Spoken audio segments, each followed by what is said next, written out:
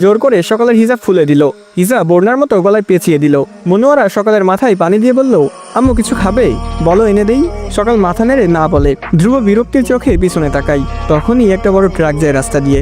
সেই ট্রাকের আলোয় ধ্রুব যা দেখলো তার মনে হলো এটা স্বপ্ন। কালো বোরকা পরিহিত মেয়েটা, সকালে দেখা সেই মেয়েটার মতোই গলায় ওড়না পেঁচানো। ধ্রুবর বুকের চলনদুছি বন্ধ হবার জোগাড়। এই বেনিকন্যা তার বউ। ধ্রুব চোখ বড় বড় করে ভালো করে তাকাই। তার বুক ধরফর করে। অজানা শিহরণ সারা শরীরে বিদ্যুতের মতো ঝলকে যায়। তার এখনো মনে হচ্ছে এটা মনের ভুল। সারা রাস্তা এই মেয়েটাই মাথায় ঘুরছিল। তাই কি এমন হচ্ছে? আস্তে করে গাড়ি থেকে নেমে মিতুর কাছে গিয়ে হাত টেনে দূরে নিয়ে যাই।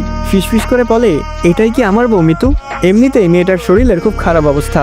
তার উপর বলদেশে এমন প্রশ্ন করায় মিতুর রাগ চড়চড়িয়ে মাথায় উঠে যায়। রাতে দাঁত চেপে বলে, তুই আসলেই একটা ছাগল। বিয়ে করে বউ নিয়ে বাসায় যাইতেছে, রাস্তায় প্রশ্ন করে এটা তার বউ কিনা। ধ্রুব কিছুটা দমে যায়। মিনমিন করে বলে, চেতস কেন? মিতু মুখ ঝামটা মেরে বলে, তো কি করব? সকাল বমি করতে করতে অবস্থা খারাপ। জামাই হিসেবে একবার এসে জিজ্ঞেস করতে কিছু লাগবে কিনা। ধ্রুব মিতুর কথাই বুঝলো এই ডাগর চোখের মালকিনই তার বউ। পিঠ বেয়ে ঠান্ডা অনুভূতির ঝঞ্ঝনানি নেমে যায়। স্বাভাবিকভাবে মুখ টিপে বলল, আচ্ছা এখন জিজ্ঞেস করি। মিতু ধমক দিয়ে বলল, যা সর, এতক্ষণ যেমন মোবাইল দেখেছিস এখনো গিয়ে দেখ যা। মিতু আবার সকালের কাছে এসে দাঁড়াই। ধ্রুব আসে, কিন্তু আগের মতো গাড়িতে গিয়ে বসে না। সকালের এক পাশে গিয়ে দাঁড়াই। কি বলবে ভেবে পাই না। ধ্রুব কিছু বলার সিদ্ধান্ত নেওয়ার আগেই মনোয়ারা গাড়িতে উঠে তাড়া দেয় সবাইকে গাড়িতে ওঠার জন্য।